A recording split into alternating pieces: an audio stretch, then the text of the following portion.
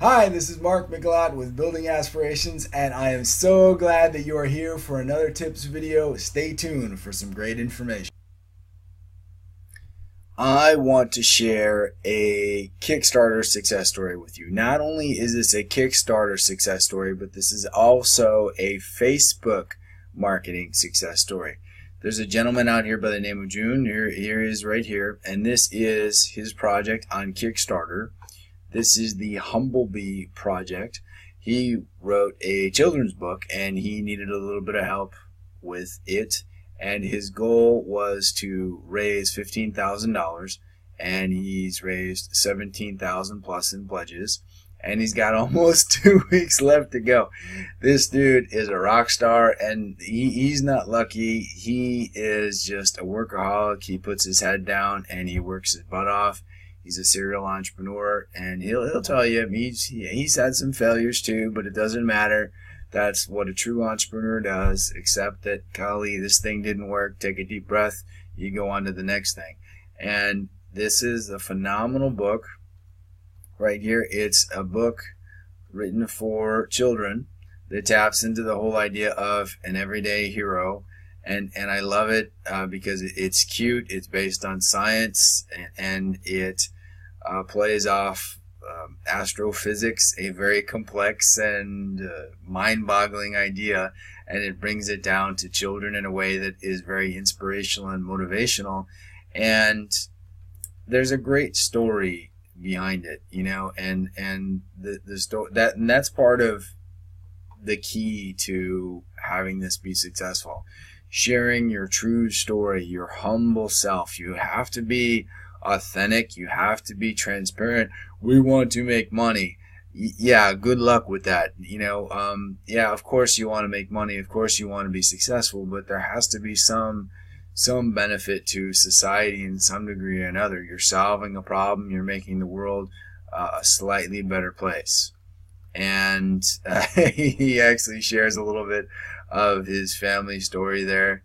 So he's a very authentic guy, and I encourage you to. There's still a little bit of time if you want to back the project, but I want to show you the details about what he did on Facebook to actually partially get to the success story here, because I do a lot of consulting with crowdfunding, specifically with Kickstarter, and some people have egregiously unreasonable expectations about what they want to do, and they think this is money falling from the sky.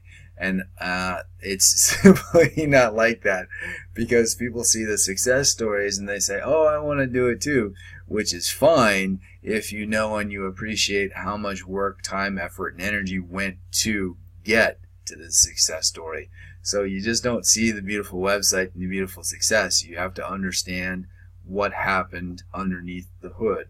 So I'm going to pop open the Facebook hood and show you some of the details.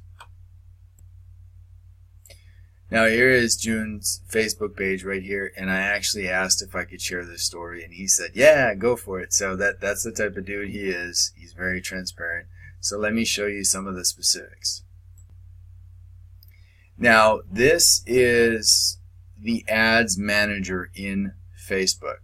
So if you've never seen this before, you might be, your eyes are kind of freaking out right now. All these numbers on the screen, what's this matrix? And I don't get this.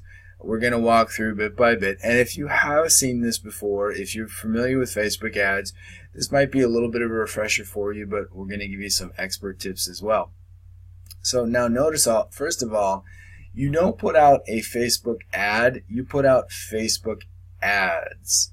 The same reason you just do not invest in one stock. It's called diversification.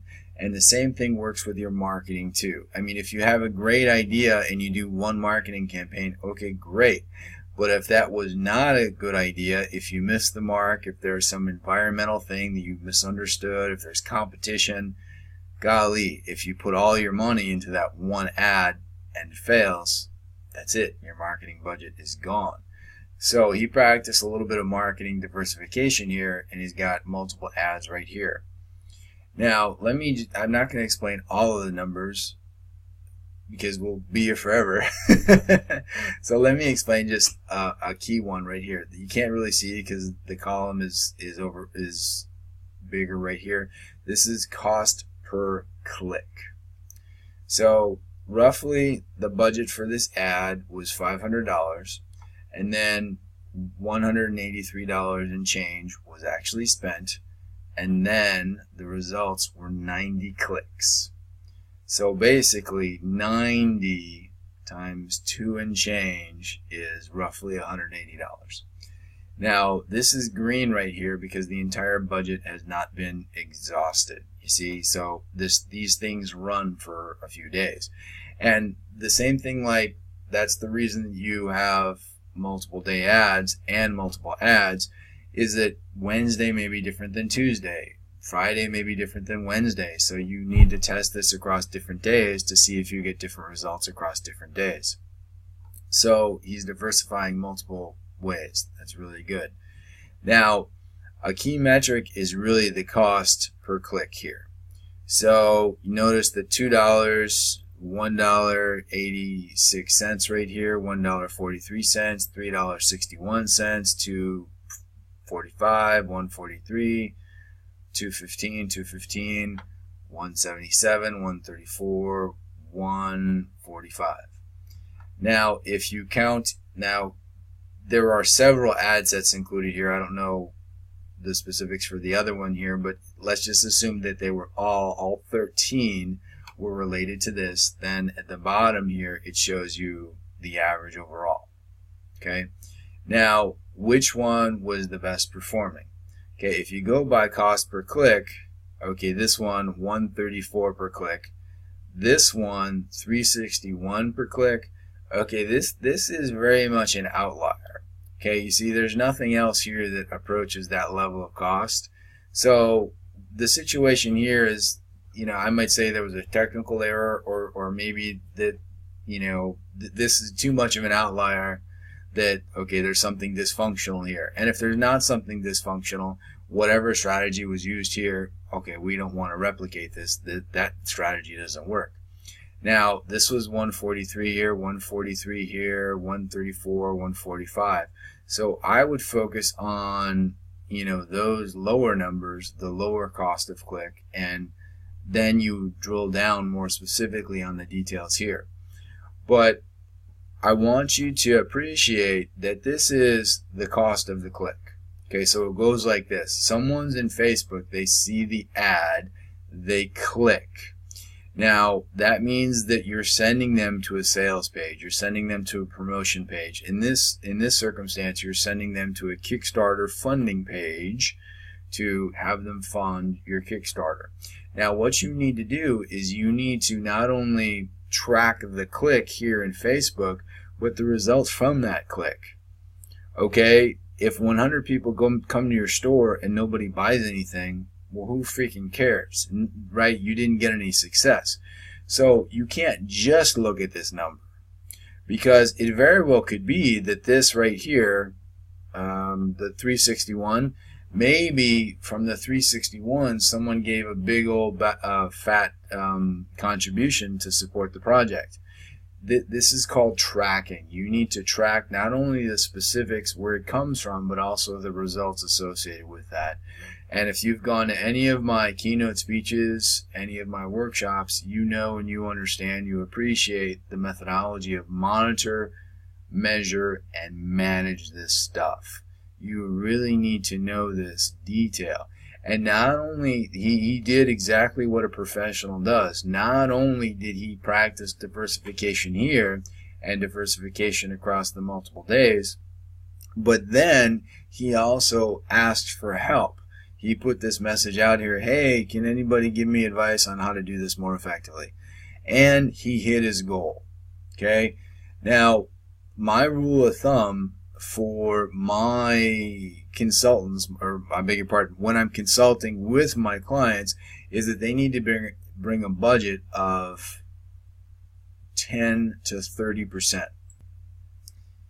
Now, I'm back here at the Kickstarter campaign, right? He raised $17,000. Okay, he spent about $1,300 on Facebook ads. And then, you know, we have a little disparity with timing here, so the numbers aren't precise. But my point is, you can't just put something out there and cross your fingers and hope that it works. You have to push traffic to it. And a general rule of thumb is a minimum of 10%.